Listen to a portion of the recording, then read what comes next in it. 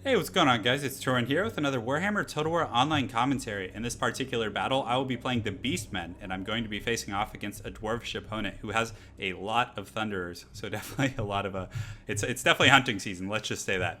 So as far as my army composition goes, I had just finished playing a few dwarvish opponents, and they were just doing this gyrocopter spam. So they would get like a group of Slayers and Ungram and just hide them in the corner of the map and then just run me down with gyrocopters. And I was doing a very Minotaur heavy army with Gorbals and, you know, all the traditional stuff with the double Cygors, and the copters were just absolutely demolishing me. So I kind of said enough is enough, and I decided to try these Centaurs with throwing axes. You know, several of you guys had mentioned that they're quite good against the copters, and that's kind of one of the Beastmen answers to that whole strategy. And to be honest, the past like 3 or 4 dwarf games I'd had playing against them as Beastmen, that had happened to me, so I decided to finally give it a try. Unfortunately for me, this was the one game where my opponent didn't bring a single gyrocopter, and he brought Thunderers, who are going to be very, very good against Centaurs. So it definitely backfired on me a little bit, but at the end of the day, it makes for an interesting match. So I have a front line of Goreherds with shields at 500 resources only. They're a very cost-effective unit against the dwarves as the beasts. They have only have 15 armor, but they are shielded. They have pretty decent leadership, high movement speed, and pretty okay combat stats across the board. I also have a unit of Minotaurs with shields. They do have armor piercing, so against dwarves that is quite pertinent. And they're also shielded with 45 armor, so it's nothing to sneeze at.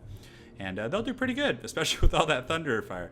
Over here, as far as my leadership goes, I have Malagor the Dark Omen, as well as his homeboy the Bray Shaman over here, and they're going to be summoning 2 Cygors and getting ready to bombard the dwarves.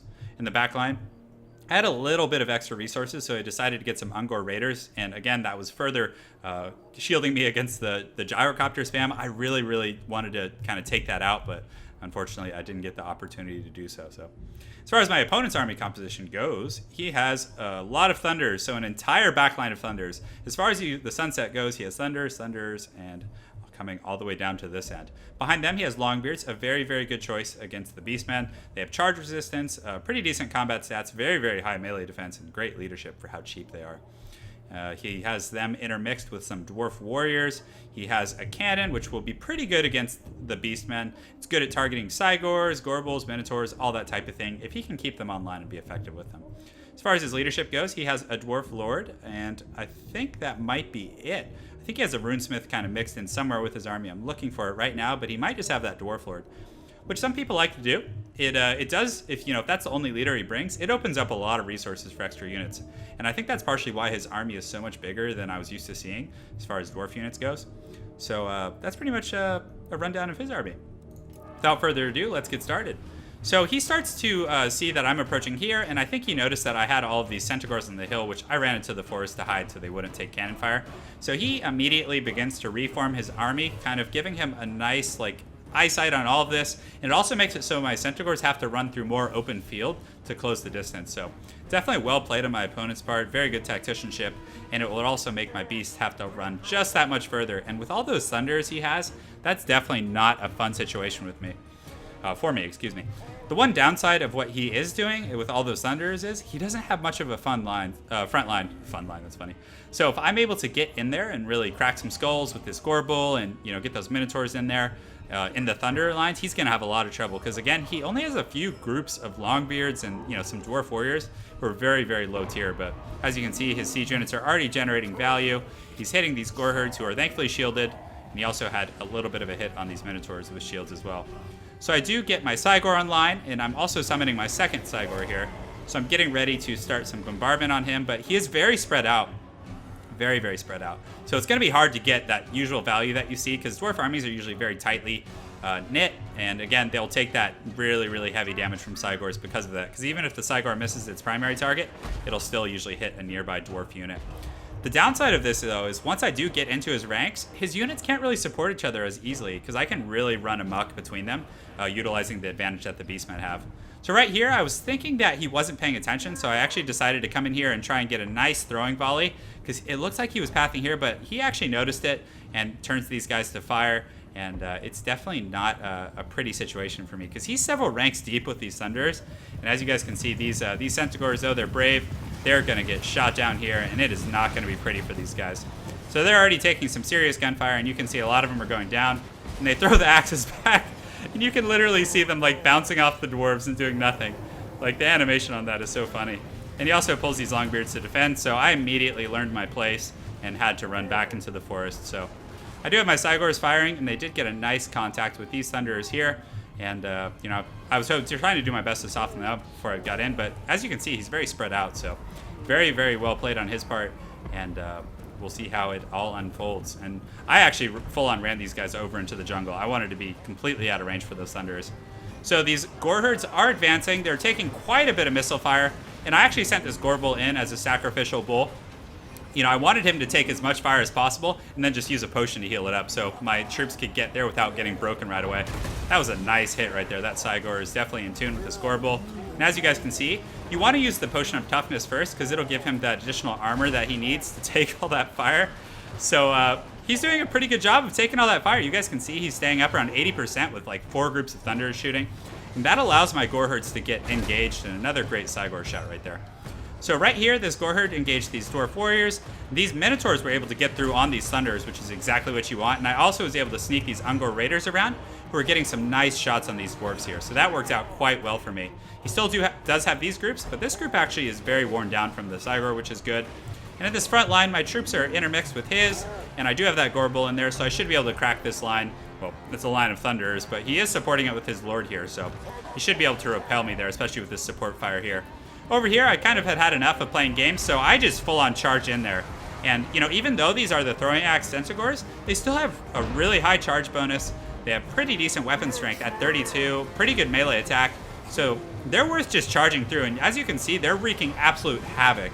They basically just destroyed these 2 groups of Thunderers, and that group is broken, and now this group is going to be broken shortly once this other group gets here. So I was just cycle charging these guys, and as you guys will see throughout the course of this battle, they just kind of start doing laps among the Dwarven troops and take advantage of how spread out they are.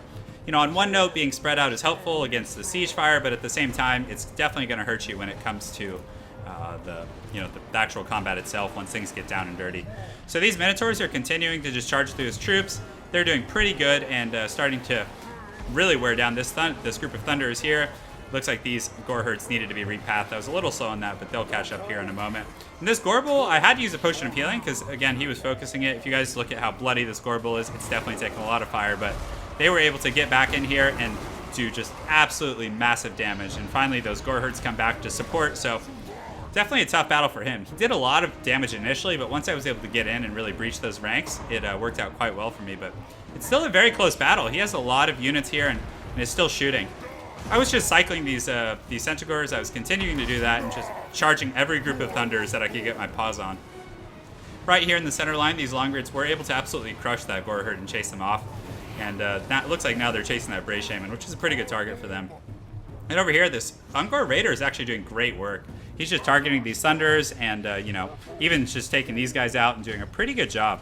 They actually worked out quite well this game, and they kind of work out in a similar manner that the Night Goblin Archers do, in that you can get pretty optimal positioning with them, considering they can't be seen. So at this point, his units were so scattered, I figured that my Cygors would be much more useful in melee combat, so I decided to send them on the long march up to the front line, but when they do get there, it will really make the difference. But regardless, my opponent has a pretty strong pocket of resistance here. He has a lot of Thunders, and you know, his Lord is still pretty healthy here. He's really teeing off in this Gore Bull, who is now out of potions, so I'm going to have to crack this line here. So I send these Gore herds and these other group of Gore herds I'm sending towards these Thunders, and I'm also sending these Cygors to support them. So these Gore herds are probably going to get run off by these Thunders, but ideally they're taking all the fire so that these Cygors take as little fire as possible. Over here on this wing, my opponent has a pretty healthy group of Longbeards. They're still kind of entwined fighting these Minotaurs, and the Minotaurs will do pretty good against them. And I also have my Bray Shaman in there fighting. And Bray Shamans aren't pushovers. They have 240 weapon strength, good leadership, and pretty decent combat stats, so they will certainly hit hard. Over here, my Centaurs, you know, I wanted to use them for their throwing capabilities early, but they're doing an excellent job of chasing down Dwarf units. And you can see that all these units over here are broken or shattered, and that's primarily due to these Centaurs who've just been doing laps and just taking out these Dwarves. So now I'm getting some nice rear fire here with these guys. Again, it's kind of hard for the Dwarves to deal with these type of units unless they have like Slayers or a very mobile Dwarf unit, which is kind of an oxymoron. But again, the Slayers are quite good at cleaning up these type of units. Regardless, these Centaurs are still just running rampant and just chasing down every kind of standalone group of Dwarves they can. And over here, the Cygors finally do get in. But the Thunderers and his cannon is still online, actually. I should have probably sent some units over to it earlier, but to be honest, every group I sent over here was just getting gunned down by these dual groups of Thunderers, and they're also getting pretty nice shots in this Gorbel, and he's going to get taken out here shortly, most likely, because this Lord is here, and the Thunderers are going to do quite good, and also he just took a cannon fire, so that's pretty rough here. I do get the Centaurs in here, and they're able to do some good damage to those Thunderers who are now wavering, but that's kind of the last of my my Centaurs there. They had expended themselves, but, you know, for not being a true melee unit, they did so good. And you guys will see in the kill spread after this game how truly good they did. So this Cygor here is continuing to stomp the yard. He just got that cannon down, so that was nice. I was definitely tired of this cannon teeing off on my units here, although I probably should have honestly sent the Cygor after these Thunderers because he was just getting shot in the back, which was rough. But not much you can do. They're pretty slow. So this Cygor here is able to get on these Thunders, but he is supported by these Longbeards, so it's not going to be a perfect engagement for him, but regardless, I really needed to get down these Thunders as they were just doing so much damage to my units. I do have some units coming back from route, and these units are going to make a huge difference here, and they're actually going to get in here and get a rear charge, which will not only hit their leadership, which is currently at 42, it's immediately going to tank to 16, 13, and it may even drop below 0 here in a moment, so it just goes to show how valuable that rear charge is. Over here, these Minotaurs, who he just took a direct cannon shot, but they do a little somersault into those Dwarves and do some great work. So even though there's only a few Minotaurs left, they're generating some serious value. Over here, this is kind of my goon squad over here. These Ungor Raiders are fighting these Longbeards. And of course, the Longbeards have the advantage there, but this Bray Shaman, like I mentioned to you guys earlier, has pretty good combat stats, so they'll easily be able to win this matchup considering how low those guys are. So this is kind of become a really close fight. Just across the board, you can see neither of us have like anything that's really healthy other than these Ungor Raiders. This Cygor actually did begin to retreat. Thankfully, he came back, and you know I didn't want to send him into that Dwarf Lord, so I actually just have him start throwing boulders again, and hopefully he's able to hit right here. And his brother over here, this other Cygor, is still just crushing some dwarves with this giant blue boulder and doing pretty well for himself. So he's definitely a trooper and still, you know, just wearing down these Longbeards. But the Longbeards are pretty good, very sturdy, and they're holding out pretty well.